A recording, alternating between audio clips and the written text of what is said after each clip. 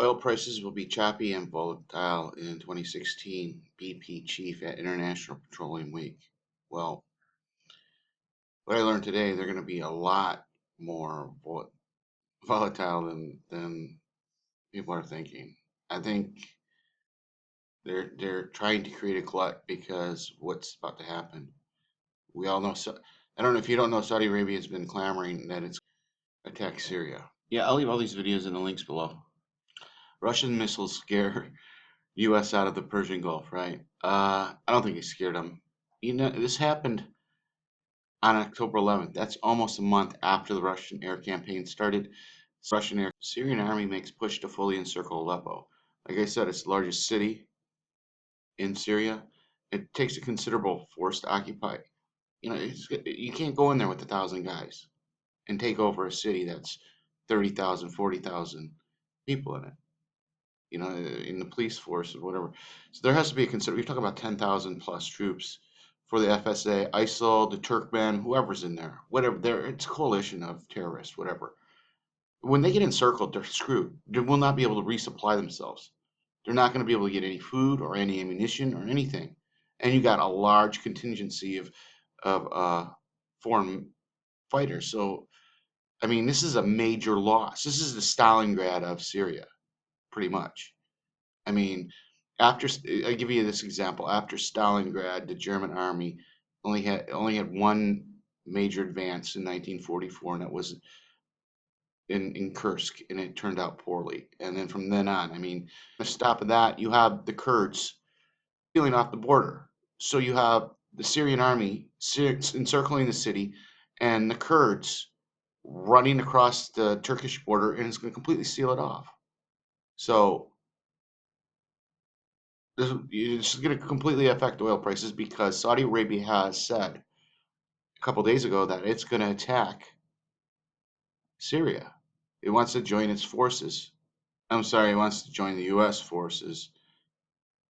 And what I seen today, which was from yesterday, is things are escalating. This is in Jordan. Saudi Arabian equipment moving towards the Syrian border. And this starts roughly at 27 seconds into the video after Yahoo's blow himself up, which is quite a laugh. But this is scary. They're amassing equipment on the Syrian border. It looks like Saudi Arabia is really going to do this. And if they do this, this will invoke Syrians.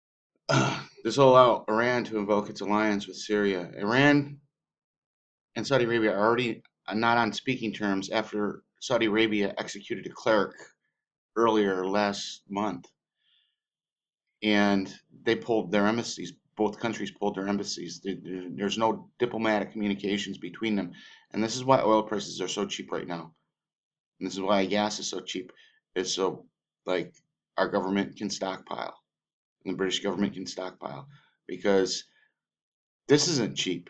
Moving all this equipment up to the front to do nothing, and they're not talking about it on the news. What they're talking about is Oregon, or they're talking about the elections.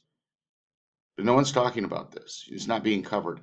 And I just found this channel today and I went over it, and it's very, very accurate. Everything they've been saying about the Syrian conflict is very accurate. So I'll leave you with a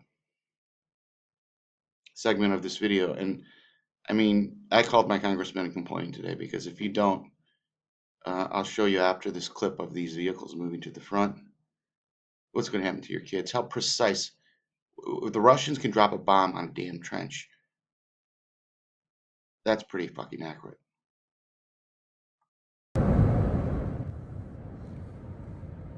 هذه القوات متجهة إن شاء الله بإذن الله مقاتلة بشار الكلب.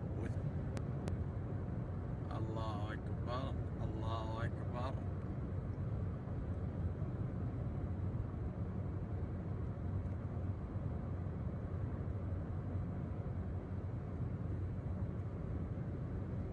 الله أكبر. جاك الموت يا بشار.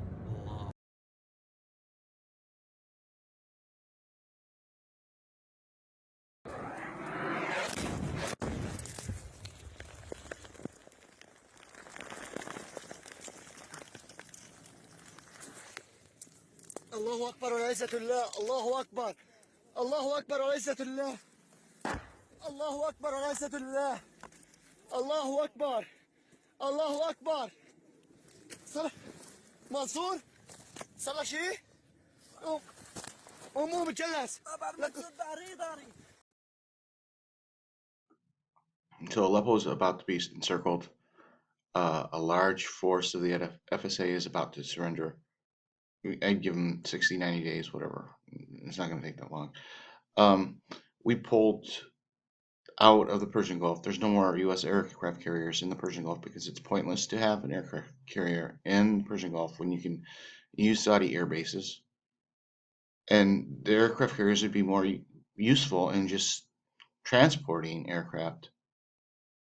I mean, it's not like the Pacific Ocean. It's not vast ocean. You don't need a floating airbase. We have really cheap oil prices, which allow this government, other governments to stockpile it because the Persian Gulf will be a war zone and there will be no oil traffic. If this gets out of control, this is going to be really ugly, especially here in the United States. And it looks like it is. It looks like, I mean, they can't get off Assad.